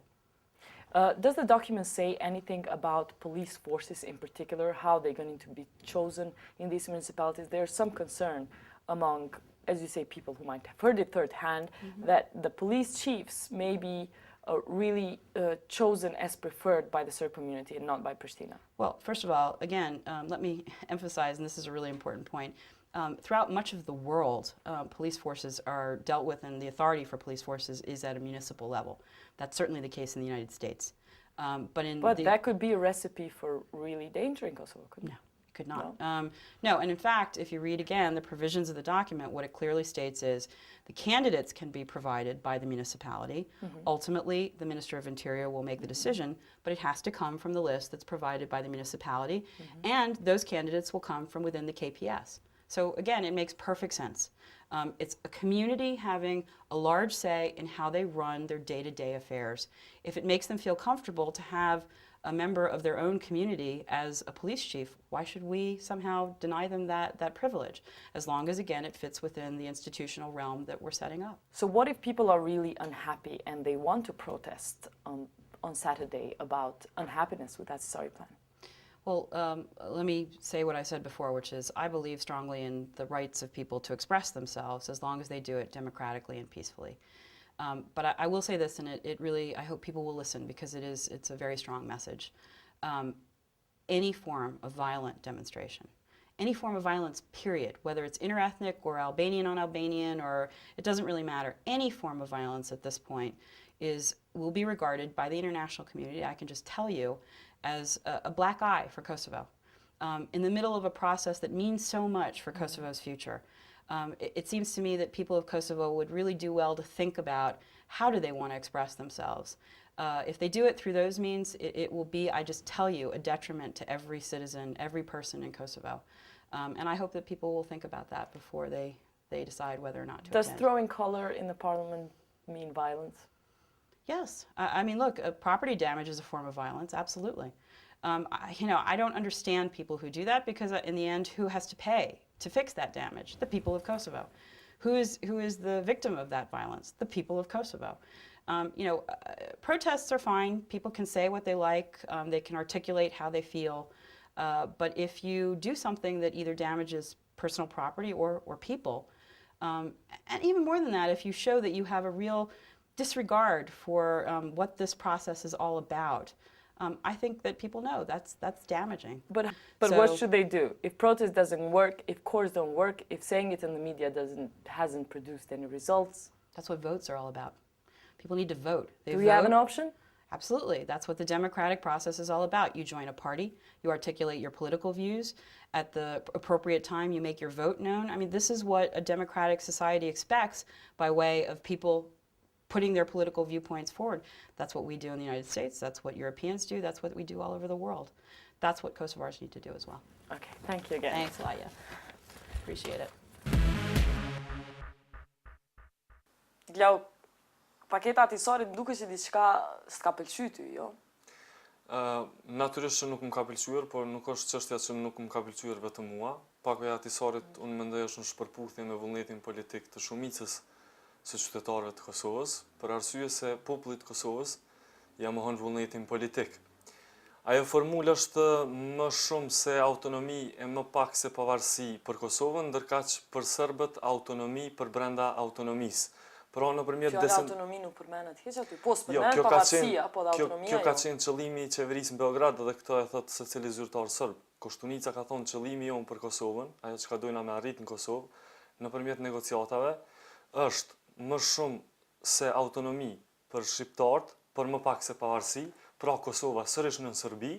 Dhe masi qenë ka qatë shumë përputhje me idetë e Serbisë për Kosovën, pse e morën kaq keq paketën e Ahtisarit Serbia? Për një arsye shumë të thjeshtë, duke rritur trysnin mbi Ahtisarin dhe mbi bashkësinë ndërkombëtare, duke kërcënuar me destabilizim të rajonit dhe me ushtrinë e saj. Ata nuk kërcënuan, vetëm tanë s'pe presim Ahtisarit se s'po na pëlqen paketa. Forca më e madhe politike, ata radikalet, madje kërcënuan edhe me luftë, Nikoliçi për shembull. Po si është i mundën që dhe vetëvendosja edhe Kushtunica e qeveria e Serbisë po barazohen për mospranimin e paketës Ahtisarit? Po, diçka është shumë e rëndësishme, për mbajtje e arsyeve tona, që është absolutisht e kundërt. Ne po e kundërshtojmë pakon e Ahtisarit për arsye se ajo është pro-serbe, ndërkaq Kushtunica dhe qeveria në Beograd po e kundërshton ato që të fitoj edhe më shumë komuna serbe për brenda Kosovës dhe që ta rikonfirmoj sovranitetin e saj mbi Kosovën, madje edhe në mënyrë eksplicite. Çka nëse përfundimi është që janë vetëm këto komuna 5+1 e nuk ka më shumë? Ne nuk do të pajtohemi asesi me komuna të reja të krijuara në këtë mënyrë para se Kosova ta fitojë sovranitetin e plot, sepse ne mendojmë që problemi themelor i Kosovës nuk është krijimi i komunave të reja serbe, por është njohja e pakushtzuar e popullit të Kosovës për vetëvendosje, implementimi i rezultatit. Pse Ahtisari përmes një pakete me e njoft këtë e mos me njoft shtetet veç e veç? A është detyra Ahtisarit me dhënë këtë njohje? A është detyra shteteve edhe aplikimit tonë veç e veç? Jo, por nëse pakoja Ahtisarit është në shpërputhje me vullnetin tim politik, atëherë është e drejta ime elementare si qytetar me kundërshtu dhe me luftu atë. S'është me shpërputhje, ajo po thotë ti mundesh nëse dën mas një kohë me bë kushtetutën, po bëhen përgatitjet për kushtetutën, mundesh me deklaruar në parlament pavarësinë. Mirë po thotë mos e deklaroj pavarësinë. Mirë po parlamenti i ardhshëm do të funksionojë sipas shumicës së dyfisht. Nevojitet për çfarëdo miratimi të ligjeve të rëndësishme, madje edhe kushtetutës. Jo, ligjeve si e shpjegoi Rohani në preskonferencën që e pati, ka të bëjë vetëm me çështjet që kanë bëjnë me minoritete, jo për çështjet të rëndësishme. Por kushtetuta e ardhshme, cilën do ta miratoj Kuvendi i ardhshëm i Kosovës, nuk do të mund të jetë kushtetutë e Kosovës pa qenë kushtetutë e pranueshme për shumicën e pakicave. Kjo është problemi. A ka diçka të mirë në pakon e Ahtisarit? Në pakon e Ahtisarit nuk ka asgjë të mirë, për shkaqe parimore dhe për shkaqe përmbajtësore. Për shkaqe parimore, sepse nuk është... E pjesa që flet për me bo flamurin, himnën... Ato janë çështje shumë simbolike, flamur kanë edhe ekipet e futbollit, flamur ka edhe Vojvodina, por Vojvodina është brenda Serbisë, është pjesë e Serbisë. E ajo që nuk është simbolike është e drejta me apliku në organizata ndërkombëtare. E drejta e aplikimit në organizata ndërkombëtare nuk është shenjë e sovranitetit. Tajvani edhe Hong Kongu mund të aplikojnë në organizata ndërkombëtare, në shumë prej tyre madje edhe pranohen, mirë po nuk janë shtete sovrane. E qysh me arriti nëse s'ke me apliku? E jo t'ja është me apliku? Jo e Ahtisarit s'është me apliku për ty? Po, por ne duam sigurin që aplikimi ta nënkuptoj edhe pranimin. Jo vetëm aplikimin. Sepse çka nëse...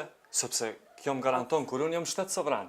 Nëse unë do të isha shtet sovran, pranimi im në organizata ndërkombëtare, ashtu siç e kanë të drejtën shtetet tjera, do të ishte shumë normale dhe shumë lehtë i arritshëm. Ekzistojnë disa organizata ndërkombëtare me peshë shumë të madhe, në cilat mund të pranohesh vetëm si shtet me subjektivitet juridik. Kosova nuk do ta ketë ato sipas pakës së Ahtisarit. Nuk po flet mo për via administrative, po gjaton paketës i referohet kufive. Ka me pas kufi e jo via administrative. E si ju duket juve që në pakën e Ahtisarit kërku nuk përdoret fjala shtet dhe pavarësi? S'përmenet, po përmenet për shembull dy shtetësia. Nëse përmenet dy shtetësia për Serb, kjo do të thonë që ata s'kan qarë edhe një shtetësi pa e pas. Shtetësia një është e Kosovës, tjetra mund me qenë e Serbisë. Problemi është që ne me këtë pakë të Ahtisarit fillimisht nuk po bëhemi shtet. Ne kemi mas shumë të probleme ne në 1.1, e cila Jo, po as definon nuk po Kosovën. bëhemi në bazë të metodave që ju as po bëhemi shtet.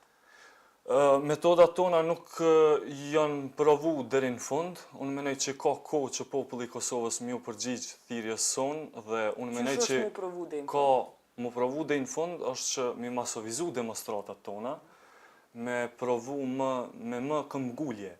Mirë, po ju veç po provoni që sa me këtë këmbgulje e nuk keni mujt ma shumë se protesta maksimum ka pas 15.000. Asnjë drejt për vetëvendosje nuk është arrit për 2-3 muaj, as për një vjet. Do të thonë, ekziston një farë përpjekje e vazhdueshme.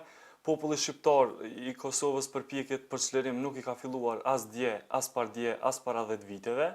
Përpjekjet për çlirim janë që prej vitit 1912 kur Kosova u okupu, do të thonë, në mënyrë ushtarake prej Serbisë, dhe unë mendoj që nuk janë dalë edhe janë të vazhduar sot e kësaj dite. Çka i thuç aty njerëzit të mu këtë çlirim për cilin po flet, nuk e kemi arrit vetë, kështu që duhet të bashkëpunojmë me bashkinë ndërkombëtare sepse edhe çaj çlirim nuk është arrit vetë. Ne do ta pranojmë çdo bashkëpunim me bashkësinë ndërkombëtare vetëm mbi premisa dhe qëllime të mira, vetëm mbi premisat e pranimit të vullnetit politik të popullit të Kosovës. Bashkësia ndërkombëtare nuk është vetëm në Kosovë. Bashkësia ndërkombëtare është në Shqipëri, në Maqedoni e tjera. Po aty është në përputhje me vullnetin politik të popullit maqedon, të popullit shqiptar në Shqipëri e tjera. Mirë, çka planifikoni në protestën e ardhshme?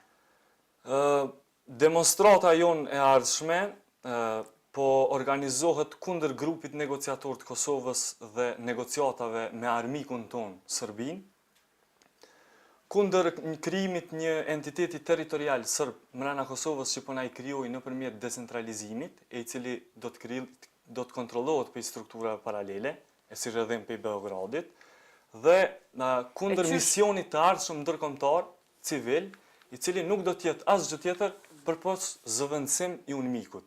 Ky mision do të ketë gjitha kompetencat që aktualisht i ka UNMIK-u, e cilat janë shpërputhje me vullnetin e popullit të Kosovës. Ata po thonë, duhet me e dediku që kaq hektar për kisha, sepse keni dëshmu që nuk dini me rujt kisha. Çka i thuç aty? Unë mendoj që revolta e gjatë 17 dhe 18 marsit vitit 2004 ka qenë një revoltë sinqert, në burim e popullit të Kosovës, për shkak të sinceritet me djeg shtëpia? Jo, më thash motivi, për shkak të 3 fëmijëve të vrarë, atje në Verik Mitrovicës. Rezultati ka qenë? Dhe rezultati ka qenë natyrisht i dëmshëm, mirë po unë mendoj që nuk mundi më marrë me rezultatin nëse nuk i evitoni pasojat. Dhe unë mendoj që pasojat po kultivohen. Po kultivohet coptimi i Kosovës, po mbahet Kosova e ndarë. A ma shpjegon që të punën e coptimit edhe një herë, si e definoni ju si coptim? Ndodh kështu. Po na krijohet një farë realiteti në Kosovë, një farë entiteti territorial sërb, disa lidhje horizontale ndërmjet komunave, dhe këto e parasha edhe pak e Ahtisarit. Në fakt, i pari që e pat para është plani Kajaides, që farë lidhjet horizontale dhe lidhjet vertikale me Beogradin. Por po vim në situatën kur po na krijohet një Republika Srpska brenda Kosovës, natyrisht për brenda Kosovës, por cilën nuk do të mund ta kontrollojnë institucionet qendrore politike. Nuk i ka fuqi si Republika Srpska që i ka. Po, a keni qenë ndonjëherë në Shtërpc? Aty në kuvendin komunal shkruan Republika Serbia. E unë mendoj që nuk do të më shkruaj, edhe që përmi çat komunë do të më pas ndikim institucionet qendrore. Sovraniteti i Kosovës. Megjithatë, në Shtërpc... A mendoni se duhet më shkruaj atë Republika Serbia? Nuk mendoj. Sërbt e Shtërpcës kanë më shumë lidhje, i kanë dokumentat që kemi na, i kanë tabelat e makinës që kemi ne, kanë shumë pak lidhje me veriun. Rregull, po në veri funksionon MUP-i, Ministria e Punëve të Brendshme të Serbisë. Është vërtet, çka po sugjeroni ju, çush me hek MUP-in? Unë mendoj që duhet më shpërbës pari strukturat paralele gjithandej, edhe më heq. Mirë, si shqiptar, pse nëse është përgjegjësia jonë me i shpërba, pse Çka po sugjerojmë Unë na nuk si thash që shqiptar? është përgjithësia jonë e gjitha. Unë mendoj që UNMIK-u ka mujtë me bëu këtë dhe bashkësia ndërkombëtare me një sistem më të fuqishëm, po nuk e ka bëu këtë qëllimisht. Mirë, Ç'është problemi? një paketë e tillë Ahtisarit sugjeron që veri ka me qenë kufi. Do me thonë, ajo që ka me ndryshuar është që nuk është mo vija administrative, është kufi. Jo, kërkon nuk është vija administrative. Po, i referohet kufinve, jo mo vijave administrative. Kufive, po çfarë kufi? Se kemi dy lloj kufi, kufi ndërkombëtar edhe kufi administrativ. Dej tash ka qenë administrativ dhe unë nuk pa kur gjë në pakun e Ahtisarit, e cila e heq si kufi administrativ. Prap ardhin e mallrave pe Serbisë, mrena në Kosovë, kemi pas qarkullim të brendshëm të mallrave, në kuptimin ekonomik të fjalës. Kështu që edhe po thonë që paka e Ahtisarit e ka hek sovranitetin. Nuk e ka hek, se në fuqi është rezoluta 1244 ende, e unë mendoj që sovraniteti i Serbisë përmi Kosovën heqet veç kur e thunë në mënyrë eksplicite. E jo kur nuk e përmend hiç. Se kur nuk e përmend hiç, domthon pe vazhdon një realitet ekzistues. Po ajo, ty thuhet që ka rezolut, ka mu zgjedh rezoluta re. Po. Ajo është mjaft eksplicite, nëse do me marrë vesh. Am pranon ajo si shtet, a nuk më pranon. Që kjo është problemi kryesor. Po, pse Ahtisari me ta garantute? Ti apliko dhe Jo, edhe loboj e vetë, si shtet. Ahtisari do të më tregu që shumë më mirë. E unë mendoj që më mirë Kosova më bëhet sovrane dhe Mirë, pavarur. pse me ta ofru shtetësinë e mos me shku ti si individ me apliku në shalter, thjesht është Kombet e Bashkuara janë një shalter ku ti duhesh të aplikosh vetë me nënshkru. Edhe Vojvodina mundet me aplikuar? Nuk mundet Vojvodina. Jo, mundet me aplikuar. Sepse nuk ka në mënyrën shkopulltim mundet me aplikuar. S'ka plan të Ahtisarit që i thot Vojvodinës lejohesh me apliku në organizata ndërkombëtare. Ky plan neve na thot lejohesh me apliku në organizata ndërkombëtare. Po në cilat? Po në cilat dhe, jo t'ja është organizata ndërkombëtare. Në Fondin Monetar Ndërkombëtar mundesh ti me apliku edhe si subjekt pa drejtën e sovranitetit. Mira, s'po thot s'munësh në Kombet e Bile, Bashkuara. mas shumë ti përmendet Se po interpreton që po ju konvenon juve. Jo që pi konvenon vetëvendosjes, po që nuk pi konvenon popullit të Kosovës. Unë mendoj që çështë nuk pi konvenon popullit e Kosovës. Qysh? Ju nuk e përfaqësoni popullin e Kosovës. Unë nuk po them që pe përfaqësoj. Unë po të Po kallëzoj flet, që është vullneti i nemënd. tij politik. Unë nuk thash se unë e përfaqësoj vullnetin e popullit të Kosovës. Unë po të them vullneti i popullit të Kosovës është për me marru shtetin. Mirë, po, kundërshtat e ju i po thojnë, edhe ajo është edhe vullneti tyne, veç kanë një rrugë tjetër e kanë zgjedh për me realizu këtë vullnet. Jo, unë mendoj që paku i Ahtisarit e bllokon pavarësinë e Kosovës në dy rrafshe. Në terren, pra kur të shpallum na pavarësinë, mund me shpallë edhe veriu, kurse ti s'ki mekanizma për me nal, anë institucione nënmet pakicës dy fesht. Mirë, çish na garanton do të bëjmë sërp për pavarësinë e Kosovës. Unë mendoj që sërp nuk pajtohen. Që nëse me vetëvendosjen kemi shansa më të mira mu pranu si shtet. Vetëvendosja ju garanton vetëm vullnet, garanton vetëm vendosmëri edhe gatishmëri që me imponu vullnetin politik të popullit të Kosovës me forcë. Jo, qysh mu njoft, e kemi fjalin për mu njoft. Nëse vi njerëz me ju, a keni me bo ju Kosovën njoftën ndërkombëtarisht si shtet, që po thuni, me arrit vullnetin politik të popullit. Po natyrisht. Ju duni me garantu atë. Qëllimi ynë është realizimi i drejtës për vetëvendosje për popullin e Kosovës. Qysh me realizu? Unë mendoj që mas pari kundër këtij regjimit që po na i mohon neve vullnetin. E mandej qysh e bani nëse ky regjim somo këto, qysh e bani Kosovën njoftën ndërkombëtarisht? Unë mendoj që në momentin kur këto institucione bohen vërtet popullit, atëherë bota do të gjendet para faktit kryer dhe nuk do të ketë tjetër zgjidhje përpos të na një vullnetin politik. A di pse bota s'po na një vullnetin politik? Se po ka edhe zgjidhje tjera. Sepse na pja mundsojmë me pasivitetin tonë si popull. Edhe me mos gatishmërinë e tyre. Do me thonë vullneti politik i këtij populli ka edhe për një farë rrugë tjetër me realizu qatë vullnet politik. Nuk është për me përkra plotësisht këtë iden shumë radikalit ju.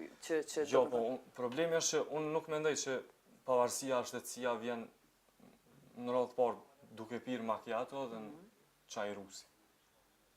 Duke nejtë mrena. Unë mendoj që vjen nëpërmjet gatishmërisë mas pari për me sakrifiku, për me dalë në demonstrat, edhe për me marrë me veti gjitha pasojat që mund të ndodhin aty, e më pastaj, nëpërmjet kësaj gatishmërie dhe materializimit të saj, si bllokim i këtyre institucioneve, me arrit edhe me imponu fuqishëm edhe me forcë vullnetin tonë politik. Pa imponu vullnetin tonë politik me forcë, kërkush nuk të pyet çka po dën. Me forcë. Që kjo është, po me forcë. Deri djeve vendosja ka folë për rezistencë me trup. Kur kemi thënë na me trup, na nuk kemi thënë që do të rrim këm kryq. As duar kryq. Jo, valla, keni thonë qysh si me trup, keni mu bo edhe keni potencu qysh paqësore. Qofse ti punon në Parlamentin e Kosovës dhe merr vendime kundër meje, unë me trup ta bllokoj hymjen aty. Edhe ti s'mundesh me hi aty. Pak më shumë se me bloku hymjen keni bo herë në kalume. Keni gjujt me guri. Edhe të shty, ashtu. Edhe gjujt me guri. Kryesisht me shishe, jo me guri. Me shishe? Po. Edhe ajo prapë është paqësore? Paqësore është sepse ne nuk i lëndojmë njerëz. Ne i kemi hedhur shishe në objekte, e ndaj objektit nuk mund të ushtrosh dhunë, çfarë? Pra, dhuna ushtrohet vetëm ndaj njerëzve, jo ndaj objekteve. E ajo shishe me rrogë dikon kryja është paqësore mo? Mund edhe ta rrogë, rastësisht, por jo me qëllim. A i thuti kur ta rrogë kryja është ke paqësore, m'fal? Jo, themi që ke gabim. A i merr përgjegjësi për pasojat? Natyrisht, ne kemi marrur përgjegjësinë edhe për ata njerëz cilët nga mlefi i madh kundër këtyre institucioneve të padrejta kanë hedhur gur. Lëvizja vendosje ka marrur përgjegjësinë. Mirë, po gjithashtu keni thënë që ne nuk garantojmë që s'ka mu frustru ky popull edhe ma shumë, edhe në protestat e juja mundet me ndodhe diçka ma shumë se me urok një objekt. Ne mendojmë që ky popull nuk ka garant që nuk do të frustrohet, a e dim pse? Sepse aktualisht është i tillë, sepse aktualisht është i frustruar. I frustruar është një grup ose një individ, atëherë kur ai po privohet për realizimit të interesave të veta, të motiveve të veta edhe të vullnetit vet. E populli i Kosovës është i tillë. Ai po privohet për interesa, për vullnetit, e për motive. Nëse është kaq i frustruar, pse në vendin më të frustruar, që është më i ndam, Mitrovica arritet me mbledh veç 200 veta para disa dite? Jo, nuk kanë qenë 200, kanë qenë një 700. Mas pari. Edhe së dyti, problemi është që... Mirë, edhe 700 me qenë. Pse veç 700? Nëse janë kaq të frustruar, ç'u bothuti? Pse në demonstratën e 20-it kanë qenë 15.000. Unë menoj që me 10-it kanë me qenë 40.000. E ç'është shkon kjo farë pune. Kjo punë nuk bëhet sot as nesër, po kjo punë duhet me vazhdu. Edhe është punë, menoj, maratonike. Nuk është. Çka nëse janë 40.000? Nëse janë 40.000, janë 2.000. Nëse janë 2.000, janë 500. Edhe, a rezistohet me 500 vetë? Ne kemi filluar me 100 në fillim. Kjo është e rëndësishme. Mirë, faleminderit.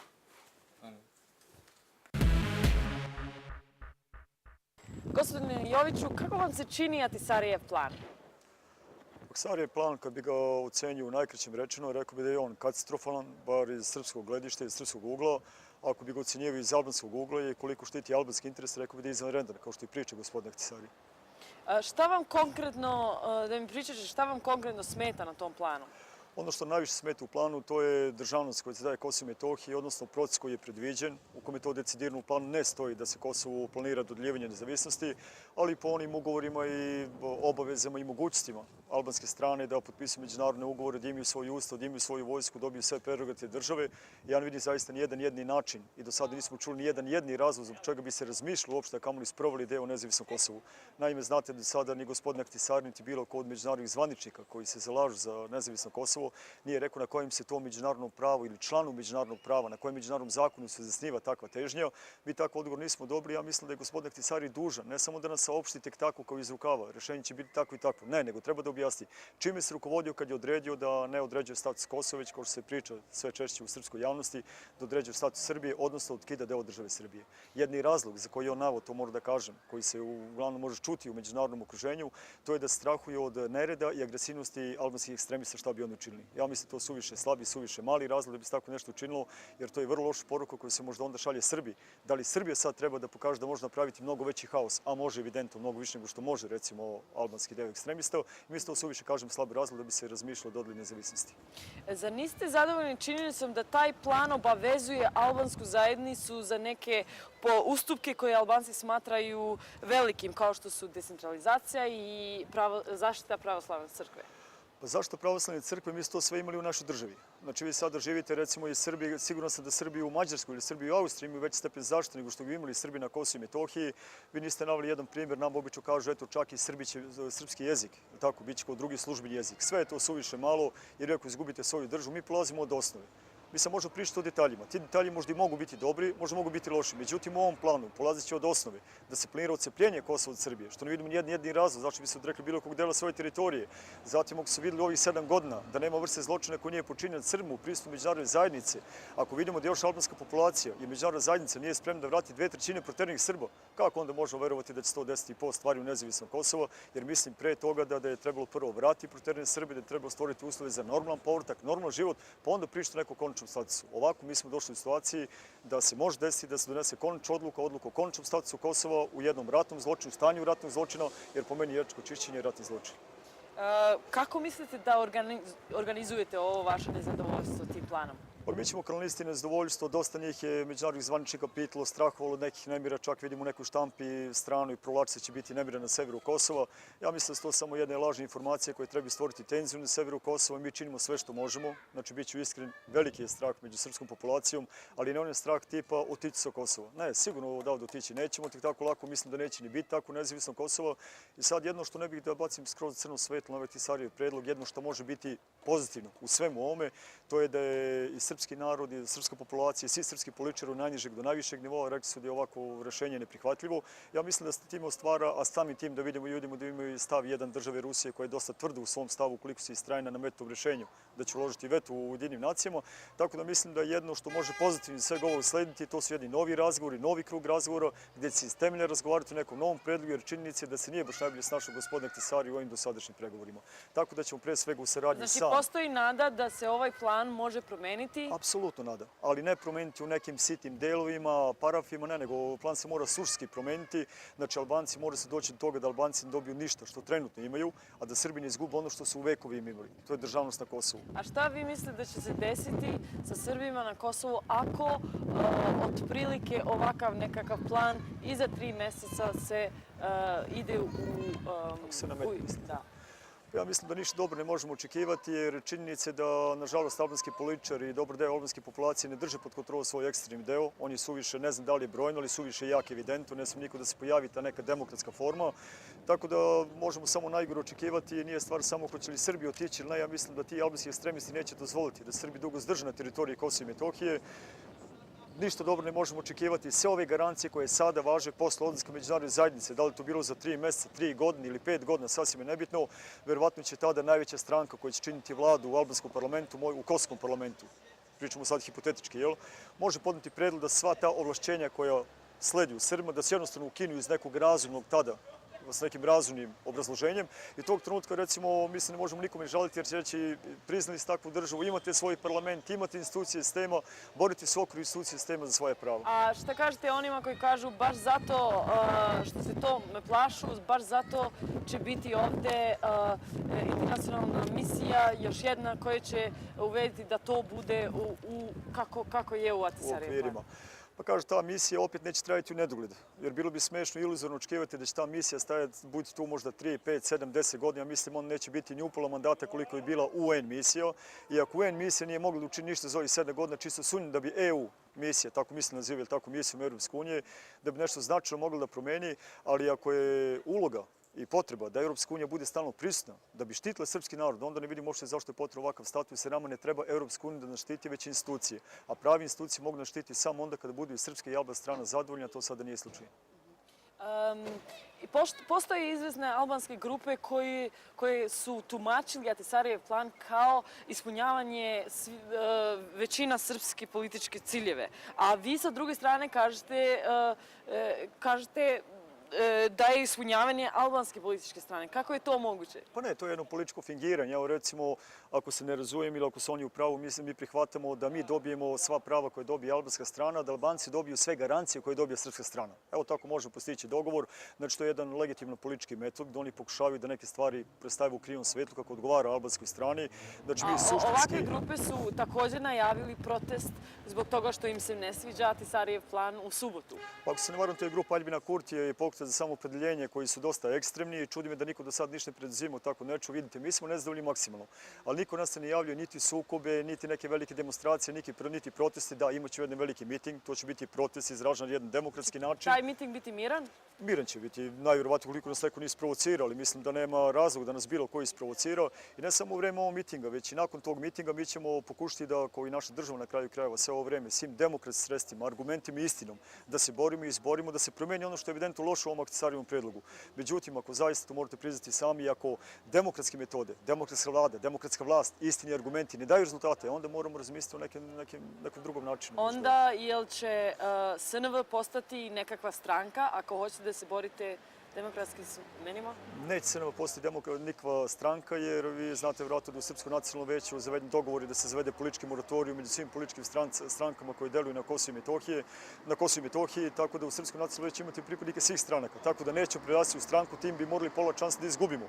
Ali ćemo svakako i do sada da se bavimo političkim pitanjima i da nastojimo ne da stvaramo tenziju bez potrebe, već da umirimo narod i zaista poslali na poruku nekom srpskom narodu. Znači, nema potrebe za strahom, nema potrebe za panikom. Trajaće ovi pregovori mnogo duže nego što su i mi možda trenutno svesni, ali kažem, loša je poruka koja se šalje, da je nasilje metod ostvarivanja ciljeva.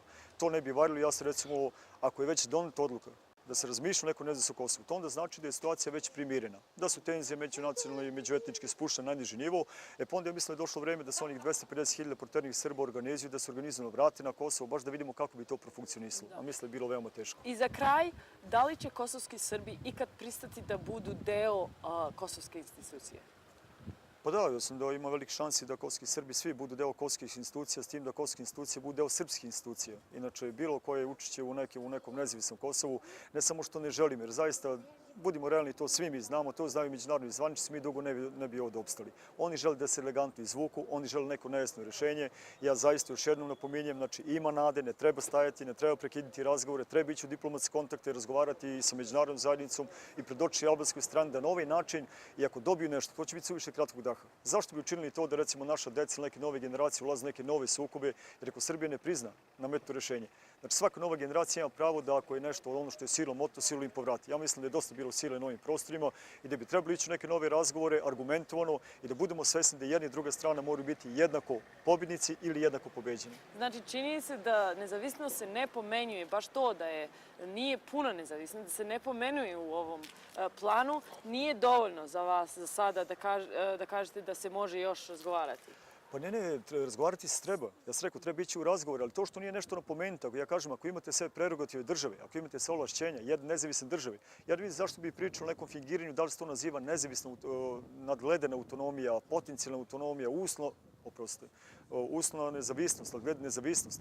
Za vas ovo nije ono što je Srbija htjela da je manje nego nezavisnost, više nego autonomija. Nije niko. Znači, Srbija je jasno rekla najširi vid autonomije, da se treba dati Albancima, ali jedna rečenica koja je simptomatična, nju treba ono jasno definiši sve. Srbija je rekla da njihov plan predviđa da Albanci ne izgube ništa od onih prava koje trenutno imaju. Oni kažu da imaju sva prava. A srpski narod dobije samo pravo da bude zaštićen svoje državi i da živi samo jednim normalnim životom, bez ikve želje da se namete albanskom ili bilo kojem drugom narodu. Hvala. Hvala vama. Kaq kishim për të thënë 5 mysafirët e sonte dhe për gjithë ata që kanë komente, pyetje, sugjerime, ju lutem t'i dërgoni në info@jetanekosov.com dhe vetëm sa për informim, rezoluta 1245 që është e vizatuar prapa me ekziston dhe veç është e aprovuar në Këshillin e Sigurimit. Është kjo rezolut për Sierra Leonen. Kosova le të mirëpret të ardhmen me një rezolut për Kosovën. Deri të pranë të nashme, kaq, natën e mirë.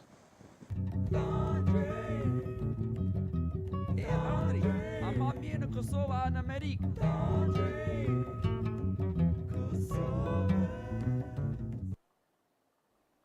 Sot është 28 nëntor, ditë e flamurit shqiptar. Shumë du festat kombëtar, sidomos ata patriotik. Edhe si kosovarët tash festojnë ditë e falënderimit të Amerikës edhe katërkorik, unë kam shumë merak me festu ditë e flamurit. Për sot, Prishtina është pak qetë. Ku është festa? Ku janë koncertat? Po du me bashkangjit me adhetarët tonë. Pse s'kam ble krejt flamurit deri tash? Ndoshta populli e ka haru që sot është 28 nëntor.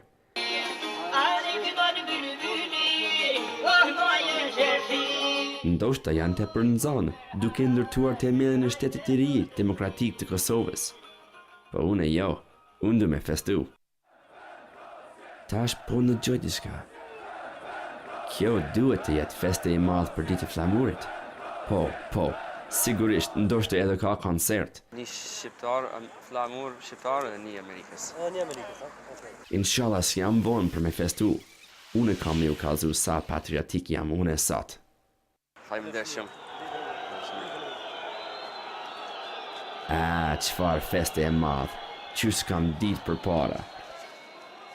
Nuk ka shumë flamurat, edhe nuk ka njerëz tjerë në kostum, po s'ka dert, të gjithë jemi së bashku, duke festuar. Shumë po më pëlqen si e kapemi dorë për dorë në një rreth i shenjtë për ditë e flamurit. Të gjithë njerëz janë shumë i lumtur sot. Ndoshta, kjo është se të gjithë e dinë që pavarësia po vjen në pranvera. E qashtu e ka thonë Amerika? Sigurisht, kjo është arsye se sot është një 28 nëntor e veçantë. Mënyrë si e festojnë kosovarët ditën e flamurit është shumë interesant. Po gjuajnë shishet me ngjyrë patriotik në ndërtesat e qeveritë dhe UN-it. Sigurisht, kjo është një ngjyrë special, e cila nuk e dëmton ndërtesën e re të qeveria jonë e dashur. Në Amerikë, kur ne festojmë, ne gjuajmë shishet e shampanjes edhe venet, edhe nuk dëmtojnë kërgjo.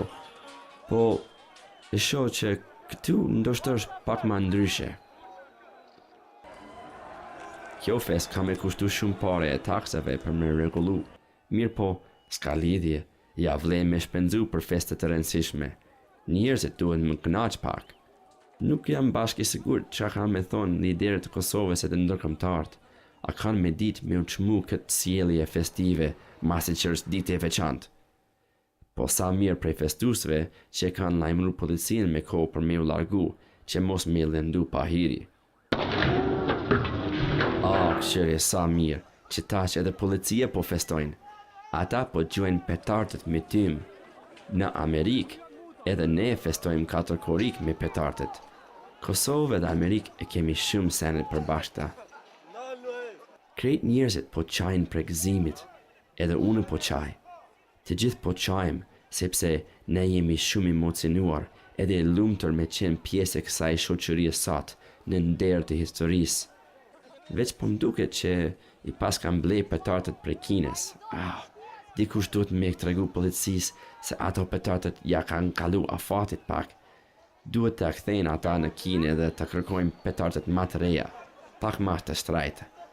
Nuk duhet me kërsu për festet të rëndësishme si ditë e flamurit. Ma vonë në shtëpi, unë po krenohem që kam marrë pjesë në feste më e madhe të 28 nëntorit që kam parë në 7 vitet të fundit.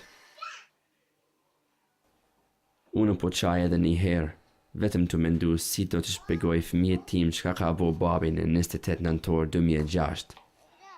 Do të janë shumë krenar me mua kur rriten.